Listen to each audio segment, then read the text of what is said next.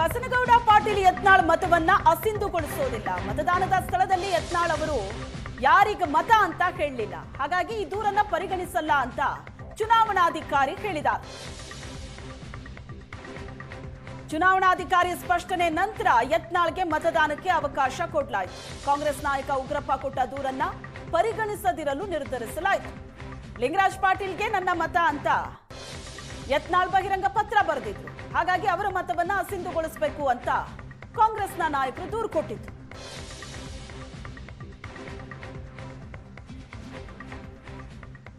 ಈ ಬಗ್ಗೆ ಹೆಚ್ಚಿನ ಡೀಟೇಲ್ಸ್ ಅನ್ನ ಕೊಡ್ತಾರೆ ನಮ್ಮ ಪ್ರತಿನಿಧಿ ಮಾರುತೇಶ್ ಸಂಪರ್ಕದಲ್ಲಿದ್ದಾರೆ. ಮಾರುತೇಶ್, ಯತ್ನಾಳ್ ಮತ ಯಾರಿಗೆ ಅನ್ನೋ ಪ್ರಶ್ನೆ ಇತ್ತು. ಉಚ್ಚಾಟಿತ ಶಾಸಕರಾದ್ರೂ ಸಹ ನನ್ನ ಮತ ಬಿಜೆಪಿಗೆ, ಅದು ಕೂಡ ಯಾವ ಅಭ್ಯರ್ಥಿಗೆ ಅನ್ನೋದನ್ನ ಬಹಿರಂಗ ಪತ್ರ ಬರೆದಿದ್ರು. ಆದ್ರೆ ಇದನ್ನೇ ಕಾಂಗ್ರೆಸ್ ಪ್ರಶ್ನೆ ಮಾಡಿತ್ತು. ಫೈನಲಿ ಈಗೆಲ್ಲ ಸುಸೂತ್ರವಾಗಿ ನಡೆದಿದೆ. ಈಗ ಯತ್ನಾಳ್ ಅವರ ಮತ ಚಲಾವಣೆಗೆ ಕಾಂಗ್ರೆಸ್ನ ಉಗ್ರಪ್ಪ ಸೇರಿದಂತೆ ಕೆಲವರು ಆಕ್ಷೇಪವನ್ನು ವ್ಯಕ್ತಪಡಿಸಿದರು. ಮತಗಟ್ಟೆಯ ಒಳಗೇನೆ ಚುನಾವಣಾಧಿಕಾರಿಗೆ ಇವರು ಬಹಿರಂಗವಾಗಿ ಪತ್ರ ಬರೆದಿದ್ದಾರೆ. ಅಂದರೆ ಆ ಪತ್ರವನ್ನು ಕೂಡ ಚುನಾವಣಾಧಿಕಾರಿಗೆ ತೋರಿಸುವ ಮೂಲಕ ಇವರು ಬಹಿರಂಗವಾಗಿ ಯಾವ ಅಭ್ಯರ್ಥಿಗೆ ಮತ ಚಲಾವಣೆ ಮಾಡ್ತೀನಿ ಅಂತೇಳಿ ಪತ್ರ ಬರೆದಿದ್ದಾರೆ ಮತ್ತು ಅದು ಸೋಷಿಯಲ್ ಮೀಡಿಯಾಗಳಲ್ಲಿ ಅವರದ್ದೇ ಅಕೌಂಟ್ಗಳಲ್ಲೂ ಕೂಡ ಹಾಕ್ಕೊಂಡಿದ್ದಾರೆ.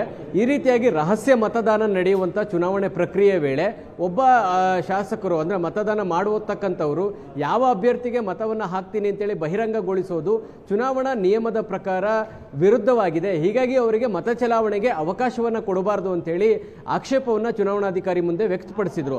ಆದರೆ ಅದಕ್ಕೆ ಸ್ಪಷ್ಟನೆ ನೀಡಿದಂಥ ಚುನಾವಣಾಧಿಕಾರಿಗಳು ಚುನಾವಣೆ ನಡೆಯುವಂತಹ ಅಂದರೆ ಜಾಗ ಅಂದರೆ ಮತಗಟ್ಟೆ ವ್ಯಾಪ್ತಿಯ ಒಳಗೆ ಅವರು ಬಹಿರಂಗಗೊಳಿಸಿದರೆ ಅದು ತಪ್ಪಾಗುತ್ತೆ. ಆದರೆ ಅವರೆಲ್ಲೂ ಕೂಡ ಮತಗಟ್ಟೆಯ ವ್ಯಾಪ್ತಿಯ ಒಳಗಡೆ ಅವರು ನಾನು ಯಾರಿಗೆ ಮತ ಹಾಕ್ತೀನಿ ಅನ್ನೋದನ್ನು ಬಹಿರಂಗಗೊಳಿಸಿಲ್ಲ, ಅಥವಾ ಮತ ಹಾಕುವ ಮುನ್ನವೂ ಕೂಡ ಅಂದರೆ ಮತಗಟ್ಟೆಯ ವ್ಯಾಪ್ತಿಯ ಒಳಗೆ ಅದನ್ನು ಬಹಿರಂಗಗೊಳಿಸದೇ ಇರುವ ಕಾರಣಕ್ಕಾಗಿ ನಾವು ಅಬ್ಜೆಕ್ಷನ್ಸನ್ನು ಮಾಡಲಿಕ್ಕೆ ಬರೋದಿಲ್ಲ, ಅವರು ಮತ ಚಲಾವಣೆ ಮಾಡೋದಕ್ಕೆ ಅರ್ಹರಿರ್ತಾರೆ ಅನ್ನುವಂಥ ಕಾರಣಕ್ಕಾಗಿ ಅವರಿಗೆ ಮತ ಚಲಾವಣೆಗೂ ಕೂಡ ಅವಕಾಶವನ್ನು ಕೊಟ್ಟಿದ್ದಾರೆ. ಹೀಗಾಗಿ ಯತ್ನಾಳ್ ಅವರ ಮತವನ್ನು ಅಸಿಂಧುಗೊಳಿಸಬೇಕು ಅನ್ನುವಂಥ ಒತ್ತಡ ಅಥವಾ ಆ ಥರದ ಆಕ್ಷೇಪ ಏನು ಕಾಂಗ್ರೆಸ್ನಿಂದ ವ್ಯಕ್ತವಾಯಿತು ಅದನ್ನು ಚುನಾವಣಾಧಿಕಾರಿಗಳು ತಳ್ಳಿ ಹಾಕಿದ್ದಾರೆ. ಹಾಗಾಗಿ ಯತ್ನಾಳ್ಗೆ ಮತ ಚಲಾವಣೆ ಮಾಡೋದಕ್ಕೆ ಅವಕಾಶವನ್ನು ಕೊಟ್ಟಿದ್ದಾರೆ.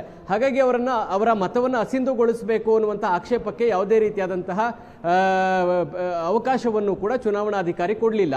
ಯಾಕಂದರೆ ಕಾಂಗ್ರೆಸ್ ಅಂದುಕೊಂಡಿದ್ದು ಈಗ ಬಹಿರಂಗವಾಗಿ ಅವರು ಯಾವ ಅಭ್ಯರ್ಥಿಗೆ ಮತವನ್ನು ಹಾಕ್ತೀವಿ ಅಂತ ಹೇಳಿ ಬಿಜೆಪಿಯ ರಾಷ್ಟ್ರೀಯ ಅಧ್ಯಕ್ಷರಿಗೆ ಪತ್ರ ಬರೆದು ಬಹಿರಂಗವಾಗಿ ಘೋಷಣೆ ಮಾಡಿರೋದ್ರಿಂದ ಇದನ್ನು ಅಬ್ಜೆಕ್ಷನ್ ಮಾಡಿದರೆ ಅವರ ಮತವನ್ನು ಅಸಿಂಧುಗೊಳಿಸಬಹುದು ಅನ್ನುವಂಥ ಲೆಕ್ಕಾಚಾರ ಕಾಂಗ್ರೆಸ್ದಾಗಿತ್ತು.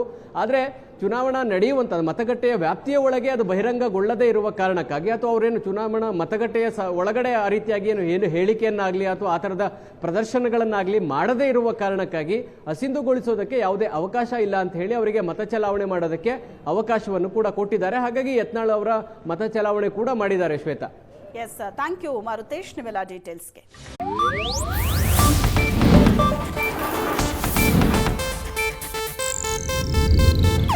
ಇದು ಏಷ್ಯಾನೆಟ್ ನ್ಯೂಸ್ ನೆಟ್ವರ್ಕ್ ಪ್ರಸ್ತುತಿ.